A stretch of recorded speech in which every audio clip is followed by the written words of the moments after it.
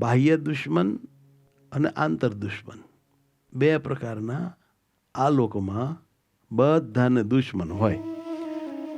એ ભલે કોઈને દુશ્મન માનતો ન હોય, પણ આ અંતઃશત્રુઓ મારી મારીને આપણને તોડી નાખે ખરા, દયા ન રાખે, અને આપણે એને મિત્ર માનીને બેઠા હોઈએ અને એ આપણને પૂરેપૂરા દુશ્મન માને છે.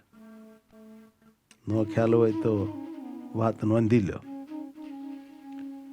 અંતઃશત્રુ આપણને ખરેખરા દુશ્મન માને છે કે આ જ મારો દુશ્મન છે, આનું ભાંગીને ભોહાડી ન નાખો ને તો હું કામ નહીં, હું ક્રોધ નહીં, હું લોભ નહીં, હું મોહ નહીં, ભોગા કાઢી નાખો. આને ભગવાન પાસે ન જવા દઉં તે ન જ જવા દઉં. આપણી માથે અંતઃશત્રુને એટલી બધી દાજ છે, એટલી બધી દાજ છે કે કરોડો જન્મથી મારા બેટા આપણને માથું ઊંચું કરવા દેતા જ નથી. એ એમ જ સમજે છે કે રાજ્ય તો આપણું જ રહેવું જોઈએ.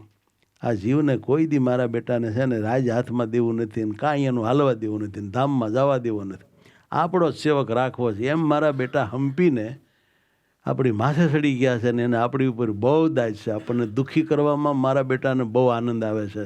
સાલા બધા આસુરી જાણો, અને આપણને ખબર નથી. આપણે એમ કે હવે આપણી યારે એને થોડી દુશ્મનાવટ હોય, માટે આપણે થોડી એની સાથે દુશ્મનાવટ રખાય. હા, મિત્રવત રહેવું. એટલે ભાઈ મહારાજે જેને દુશ્મન માનવાના કીધા હોય ત્યાં દોડડાઈના થઈને મિત્રવત રહેવા જાહો ને તો ઓલા તમને મારી નાખશે, મૂકશે નહીં.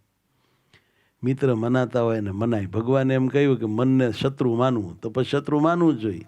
ભગવાન એમ કે ઇન્દ્રિયો અંતકરણને દેહ આત્માના શત્રુ છે, તે શત્રુ અમથા હોય, એક સાઈડે થોડા શત્રુ હોય.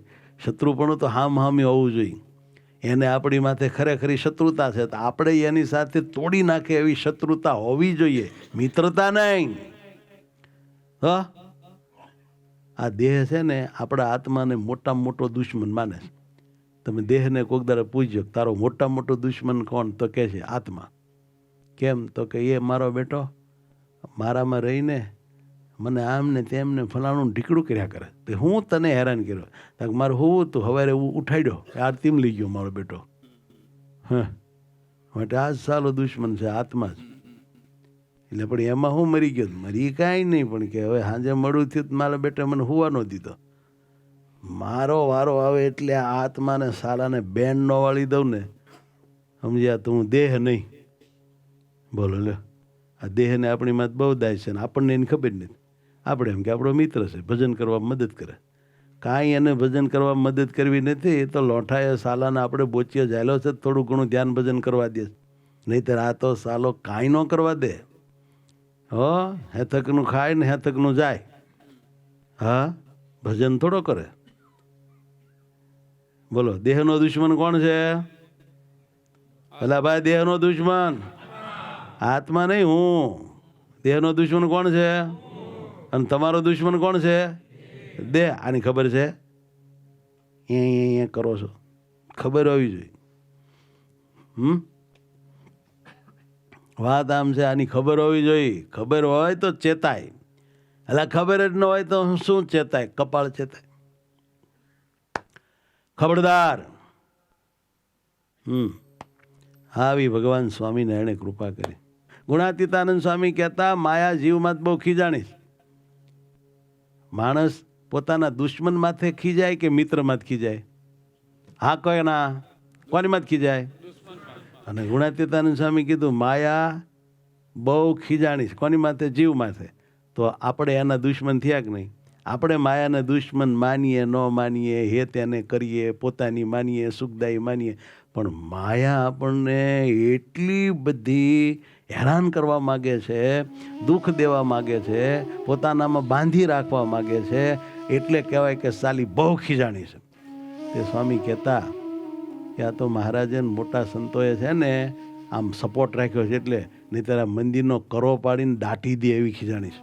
એવું બોલતા સ્વામી કે આ મંદિરની દિવાલ છે ને એ માથે નાખીને મારી નાખે એવી ખીજાણી છે. કેટલી અંદાજ ચડી છે. અને વાટ જ જોયા કરે કે મારો બેટો આગીના બારો પગ દે તો ઉપાડ લેવો છે. શું? આગીના બારો નીકળે એટલે ઉપાડ લેવો. પણ શું કરીએ, માળો આગીના બારો નીકળતો નથી ને આગીના હોય ત્યાં સુધી એને અડાય નહીં. નહીતર ઓલો સ્વામિનારાયણ સોડા કાઢી નાખે આપણા. અને મારો બેટો પાકો થઈ ગયો છે, બધાની વૈશમાં બે રહે. મારો બેટો આમ કાંઠે નથી આવતો. હે સભાની વૈશમાં બે કોરે બે હતો ને સાઈડમાંથી ઉપાડી લઈ. વગડામાં બેસ્યું બેસ્યું બસડા હોય ને ત્યાં આમ શારી કર મોટા રાખીને વગડામાં બે સિંહ આવે તો આમ બધાને ખબર પડી જાય. હા, પકડાય નહીં.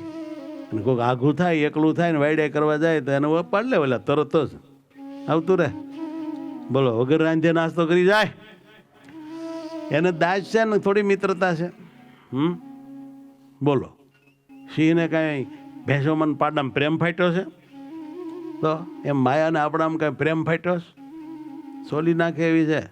માટે આગીનામાં રહીએ ને તો વાંધો આવે નહીં. શ્રીજી મહારાજ કહેતા હતા કે અમે આગીના રૂપી કોટ કરીને આપ્યો છે તમને, કોટમાં રહેજો, બહાર ન નીકળતા આગીનાની. પછી મહારાજ દાખલો દેતા કે ગીર બાજુ બધા ગામડા છે ને ત્યાં પછી છે ને ભેંસો ને એવું બધું રાખે અને ફરતા વાળા કરે. પછી રાતે સિંહ ભૂખ્યા થાય એનો નાસ્તો તા એટલે આવીને ઉકારા કરે ને આમ ગંજ છોડે. એટલે આ ભેંસો બીવે કે મારો સિંહ આવ્યો હો. અને બીકમાં જો એ વાડી બારું નીકળે તો એટલે ઉપાડી જાય. એટલે આપણે છે ને બીકમાં આજ્ઞા નહીં લોપવાની હો. ગમે એવી બીક આવે મરી જવાની તોય આજ્ઞા બારું નહીં જવાનું. હા, આજ્ઞામાં રહેવાનું. ભગવાન રક્ષા કરે, સ્વામિનારાયણ રક્ષા કરશે.